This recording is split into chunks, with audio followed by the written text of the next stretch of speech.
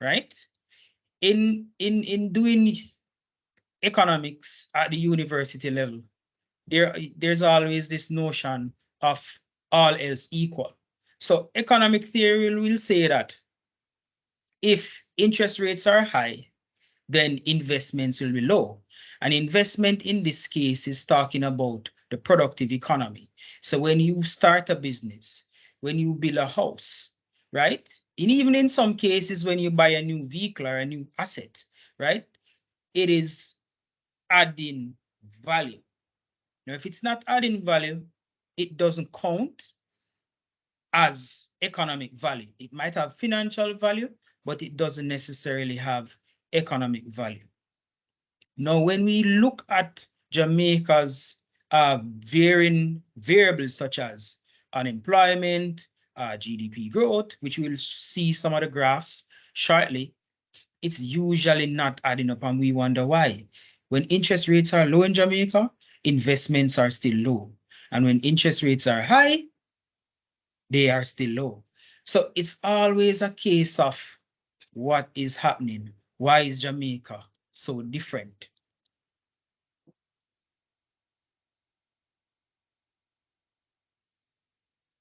All right. So Jamaica has not grown for the better part of 60 years. And I say that because average growth in Jamaica, who can tell me what average growth in Jamaica has been like? And I dare say the person who has the closest answer may get a prize. And this time I'm going to check the chat myself.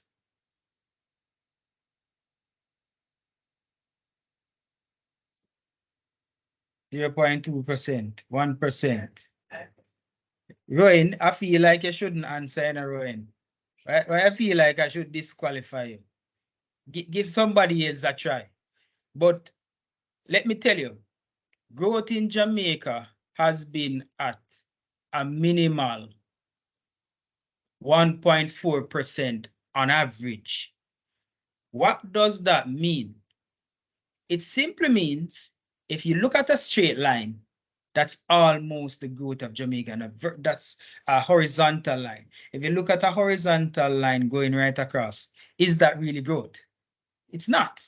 Because growth would look something like this. It curves, it shapes upward. But there's really no movement except that it's going in, and we don't even know which direction it's going in. It's not moving. It is more static. So Jamaica simply has not grown. So what do we do? It's what the yellow brick road towards entrepreneurial success. So small businesses are the engine for growth, as I mentioned earlier. And this history of extremely volatile exchange rate, interest rates has really stymied Jamaica's growth. Now let us look at a little bit of our history, right? In 1939, did you know Jamaica had what was called a currency board? You know what them call customs? The currency board was like customs. Them no drop no catch. Very rigid, very robust. And truth be told, maybe at the time, that is what was needed for Jamaica's economy. But eventually, it was replaced, right? In 1969, there was the Jamaican pound sterling. Well, the pound sterling was actually replaced.